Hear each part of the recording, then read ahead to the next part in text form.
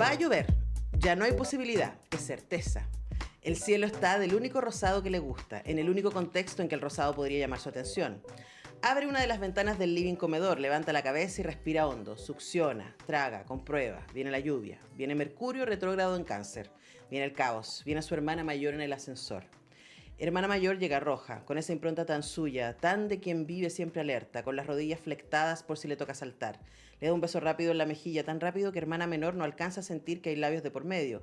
Deja un par de bolsas en la mesa del comedor, siempre cree que le falta algo. Viniendo de alguien más sería un gesto cordial, pero es su hermana de 35, de la que la separan 10 años, 3 comunas, 4 signos del zodiaco y un espermio demócrata cristiano. Hay distancias imposibles de ignorar. Así parte bien, ¿eh? Así parte Tu muerte me sienta bien de Malú González Cortés, quien nos acompaña nuevamente en el estudio porque ella vino acá hace un tiempo atrás a hablar de Expropiación, que era una novela más cortita que esta, Sí. me acuerdo, y que a mí me parece... yo me acuerdo bien de esa novela, me acuerdo que me llamó mucho la atención por el mundo que construía, pero este es un ejercicio distinto en términos también de la estrategia y de lo que tú estás armando. Y lo digo así porque en la novela parte donde lo que acabo de leer es la relación entre estas dos hermanas que tienen 10 años de diferencia en pandemia, para que la gente se ubique. Entonces la hermana mayor llega a vivir por 2 semanas a la casa de la hermana menor,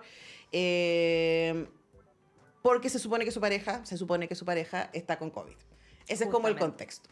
Pero luego la novela se empieza a abrir.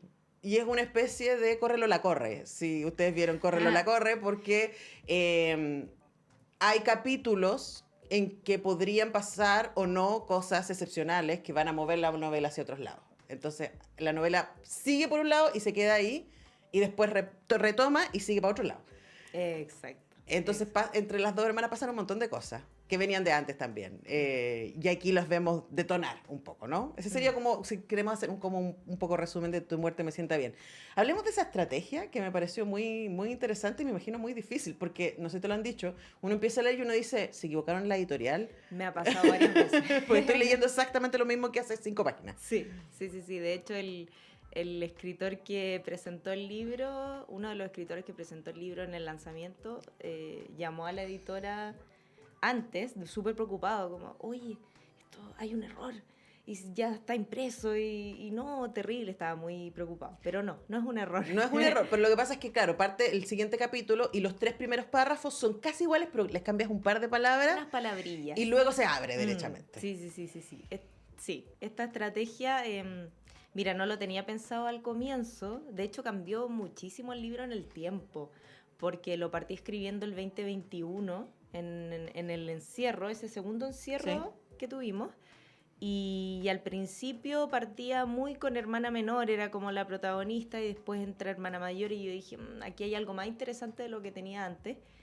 Y yo, muy influenciada por el anime, tengo que decirlo, me gustó esta idea de tener distintos caminos alternativos, distintas corrientes del tiempo, y también se dio muy entretenido al hacerlo. Fue muy entretenido probar distintas cosas y darme esa libertad de escribir con una estructura muy distinta a la que había hecho. Así que yo lo que pensé, igual ya con el título se sabe que alguien se muere, así que no es... Claro, pero no sabemos quién por un buen rato. No sabemos quién por un buen rato. Entonces lo que pensé fue de esta triada de personajes, para que vuelva al equilibrio, alguien tiene que morirse. Y ese alguien puede ser cualquiera. Ahora, no sé si vuelven al equilibrio, Malú. No, de ningún modo. Fue mi premisa mental nomás, pero... O sea, hay una necesidad yo creo que hay una necesidad de control, y ahí voy un poco al porque los personajes no tienen nombre. Es hermana mayor, hermana menor, padre, madre. Julián tiene nombre, ¿no? Los personajes secundarios tienen nombre. Claro, las como parejas, amigues, etcétera, tienen nombre. Pero todo el rato yo me preguntaba por qué no tienen nombre, y básicamente lo que tú nos estás invitando, o esta fue mi hipótesis, es a reflexionar cómo estas mujeres están definidas por sus vínculos. Justamente. Sí, lo interpretaste perfecto. Bien. Pero también, de alguna manera, vemos, y a mí me pareció muy entretenido ese ejercicio, de hacia dónde las puede llevar el vínculo, y yo pensaba en ti escribiendo, diciendo, qué hermoso igual que tú puedes hacer el ejercicio de decir, voy a llevarla acá, y qué lindo queda acá, y voy a retomar y la voy a llevar a otro lado también, y así no tengo que decidir. Eh, Porque ¿cómo termina la novela? claro, Hay como claro. 4 finales posibles. Hay como 4 finales y uno es el que yo creo que es el final, pero en realidad la gracia es que cada persona se quede con el que quiera o con el que más le haga sentido. Eh, ah, Me han llegado interpretaciones o comentarios de amigos y gente que lo ha leído y todos tienen una versión distinta y me encanta eso. O sea, están todas en el libro, digamos, ¿no? Sí, está en el Pero libro. quizás Está en el también libro. nos pasa que hay mucho, especialmente quienes somos overthinkers, me reconozco mucho, que nos dedicamos a plantear escenarios posibles en nuestras cabezas, ¿no? Debería haber dicho, debería haber hecho, si me hubiera Claro. movido para acá, ¿qué pasa así? No sé qué. Y esto es lo que vemos en la novela. Lo que vemos en la novela es que los personajes hacen. Sí, sí, A sí, veces sí. no hacen, a veces piensan también. Hay una parte donde hay alguien que piensa que Mm. podría hacer cierta cosa y no la hace. Y no la hace, sí. Sí, eso también es bonito de pensar, o al menos eso fue lo que yo pensé escribiendo a ratos. Mira, esto es lo que siente el personaje, pero no va a poder hacerlo, no es capaz o la sobrepasa la situación. Entonces, inevitablemente deviene lo otro. En mi cabeza pensé o concebí que la segunda versión de cada historia era la definitiva. Pero ahora que tú me dices, capaz que no. Como si no lo hubiera escrito yo. No, Bueno, por ahí no. pero yo he entrevistado suficientes creadores y creadoras en los últimos 20 años como para Sí, llegar a la conclusión a estas alturas de que hay esta entrega, ¿no? De que finalmente total. y como a ti te pasa Total. como lectora sin duda, de que Sí. yo me quedo y para mí el libro habla de esto. Sí, sí, 100%. Pero lo que mencionaste de los roles, me encanta porque eso sí lo pensé súper conscientemente. Estas mujeres, bueno, la madre y padre también, pero sobre todo las hermanas, las protagonistas están encapsuladas y atrapadas en ese rol desde que tienen desde su primera familia, ¿no? Desde la infancia. Y al hacerse adultas, pareciera ser que no logran trascender ese rol, ¿no? No logran hacer sus vidas sin quitándose en el fondo esa mochila. Entonces eso me llevó a no ponerles nombre, en el fondo. Están demasiado determinadas y atrapadas en su rol. Ahora, hacia el final del libro entendemos qué pasó. Hubo un hecho en particular. Sí, sí, sí. Y hay una cosa que a mí me gusta mucho ser consciente en la vida y en el arte también, y que recuerdo que se la escuchado a Barico, que dice que la realidad se construye entre el dato y el relato. Y lo que vemos acá son los relatos, ¿no? Porque el dato, especialmente para la hermana chica, para la hermana Sí. menor, está cortado. Ella no tiene toda la información de qué fue lo que pasó. Exacto. Y a partir de los pequeños trazos, de que nadie le quiso explicar qué diablos había pasado, ella se construye un relato y a partir de ese relato define su relación con su hermana mayor, pero también define a sí misma. Y lo que se mueve en los personajes y las posibilidades, por ejemplo, de las decisiones de la hermana mayor también tienen que ver con el relato. ¿Qué voy a hacer con esto que pasó? Claro. Este es el dato. Pero luego, ¿cuál es el cuento que yo me cuento? Lo romantizo, lo peleo, me revelo, etcétera. Y ahí está, ¿no? Hablemos de ese ejercicio. Sí, sí, es que claro, son las circunstancias dadas, efectivamente. Y eso no hay vuelta atrás, no hay un punto de no retorno en la historia de ellas. Y lo tomo como eso, ¿no? Ese punto de inflexión del cual no se puede escapar a menos que viviéramos todo de nuevo. Claro. Entonces, esa es la idea también Y esto no es ciencia ficción. No, para nada, para nada. Que no hay saltos en el tiempo. Claro.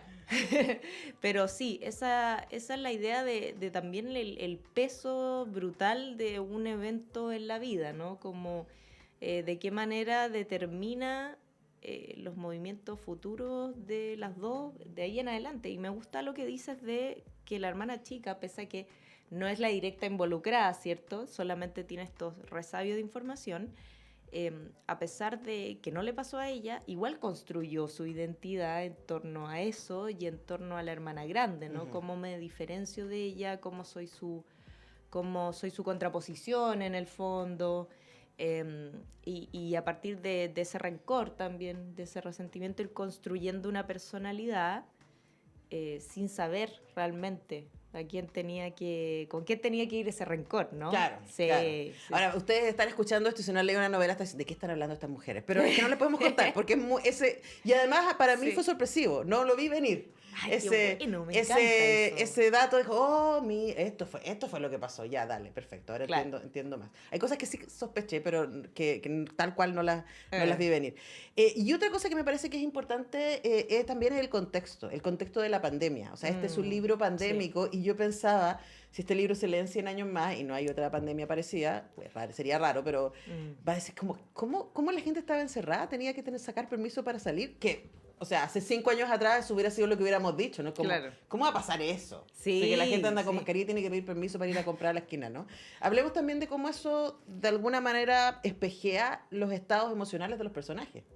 Sí, me pareció una premisa súper no sé si entretenida la palabra, interesante, mejor dicho, porque es bien oscura, pero el hecho de, para mí, tú juntas a 2 personas en una casa cerrada y queda la escoba siempre, durante mucho tiempo, ¿no? El encierro hace que estés obligada a mirar tus oscuridades, a mirar tus sombras y a mirar las de la otra persona también.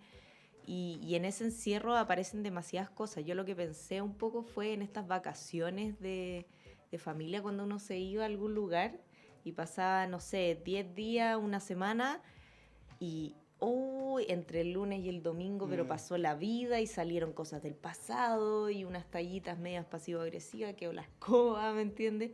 Y eso en pandemia llegó a su límite, ¿no? Yo, con todas las personas que he hablado que convivieron, ya sea con familia, pareja, quien fuera en pandemia. O la cantidad de gente que se divorció. La cantidad de gente que se separó justamente por Zoom. Qué terrible separarse por Zoom. Que, no sé, se peleó con amistades, con pareja, con papás, etc. O que terminó la pandemia y se fue. Y adiós. Claro. Entonces yo creo que el encierro inevitablemente lleva a un conflicto que es difícil de sortear, ¿no? Y si más encima son 2 personas con tanto pasado, con tantas rabias, con tanto no dicho, yo dije, ya, este es el escenario para que explote.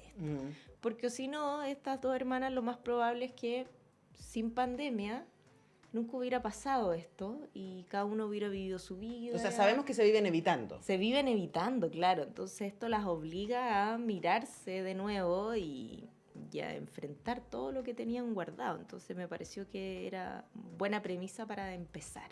Ahora también uno piensa ahí, Malú, y les recordamos que hablamos con Malú González Cortés, autora de Tu muerte me sienta bien, publicado por Oxímoron, que además felicitaciones al diseño, está súper bonito el diseño del libro. Súper lindo. Muy bonito trabajo de Oxímoron. También detenernos un poquito respecto a eso, de que, claro, lo que las moviliza es el encuentro con la otra, un encuentro que venían evitando porque los relatos que tienen una respecto a la otra son muy, muy fuertes, ¿no? Pero también ese encuentro las obliga a ellas mismas a tomar decisiones respecto a ella. Claro, sí. Claro, porque hay un momento en el que yo estaba escribiéndolo y pensé, fácilmente esto podría ser 2 días juntas, sabéis que no te soporto y me voy, y no pasa nada en la novela. Entonces, ¿cómo hago para mantener también esa tensión y esa necesidad de enfrentarse constantemente? Porque lo más fácil era que se separaran de nuevo, ¿no? Que la hermana pescara sus cosas, la mayor, y dijera, ya sabes que no aguanto esto, me voy. Y probablemente eso pasaría en la vida real, pero en una novela, la gracia, ¿no? Bueno, depende si tiene o no tiene dónde ir, ¿no? Depende, claro. En este caso tenía dónde ir. Entonces, pero yo pensé, hay algo dentro de ellas, a nivel inconsciente probablemente, que de alguna manera se están buscando igual. Están buscando ese conflicto, están buscando ese enfrentamiento, esa cuestión que uno quiere pelear en algún momento con la persona a la que le tiene rabia por alguna razón. En vez de evitar el conflicto, te llama, ¿no? Como que entran en una dinámica bien, bueno, tóxica también, de querer, de buscar, de provocar, sobre todo la menor, ¿no? Que siempre la está provocando a la otra. Pero de una manera lateral, diríamos, ¿no? Y eso también yo pensaba que es muy chileno, esta idea de de como el chiste pesado, ¿cierto? O le hace un par de, no son bromas, ¿cierto? Pero le hace daño de manera lateral, pero no le enfrenta y no le dice, oye, tú me dueles, o lo que ha pasado entre nosotras, o tu presencia me molesta, etcétera. O sea, como en ningún momento, hacia el final, quizás hablan y le dicen, mira, esto me pasa contigo, ¿no? Sí, qué bueno que dices lo del factor chileno, porque es verdad, yo siento que es muy cultural esto de la pasivo-agresividad, de la tallita por debajo, de la indirecta, pesada, y también porque hay cosas que son difíciles de admitir, ¿no? Como sobre todo para la hermana chica, que tiene mucha envidia, mucho rencor también, ve a la otra como esa persona que tuvo todo lo que yo no tuve, etcétera. Entonces es muy difícil admitir abiertamente, ¿no? ¿Sabes qué? Me da rabia esto, o te he envidiado toda mi vida, son cosas que... o por tu culpa. O por tu culpa esto, etcétera. Entonces, claro, se me hizo que era muy cultural esto de no sentarse en familia y decir, a ver, ¿qué nos está pasando? O limpiamos, porque, bueno, no vamos a decir qué es lo que dice la madre sobre lo que pasó, ¿no? Pero claro, no hay un saquemos... Bueno, los trapitos al sol, claro. Y apretemos la herida para que salga todo el pus y a ver si podemos sanar. Exacto. Algo que yo he visto poco. Y también es la cultura familiar que uno le toca. O sea, yo creo que yo, al igual que muchas personas de este país, nos tocó esas dinámicas familiares de no, aquí no ha pasado nada, ¿me entiendes? Pero ahí está adelante, pero ahí, sí. Bueno, si ustedes quieren leer, a ver, esto es... Por supuesto, es un drama familiar, hay esa tensión, pero a mí me pareció que como ejercicio literario además es muy entretenido. Y además, es una novela corta, son 190 páginas más o menos, se lee de una sentada. Felicitaciones, Malu, me gustó mucho tu novela, gracias por compartirla y gracias por venir. Muchas gracias, de verdad. Espero que la lean y que la disfruten. Esto está editado por Oxymoron, así que lo pueden encontrar en oxymoron.cl y seguirlas en sus redes sociales. También a Malu, que es dona.labia en Instagram, y también en librerías pueden encontrar Tu muerte me sienta bien, de Malú González Cortés, que nos acompañó esta mañana. Nosotros tenemos que ir a la pausa, ya regresamos.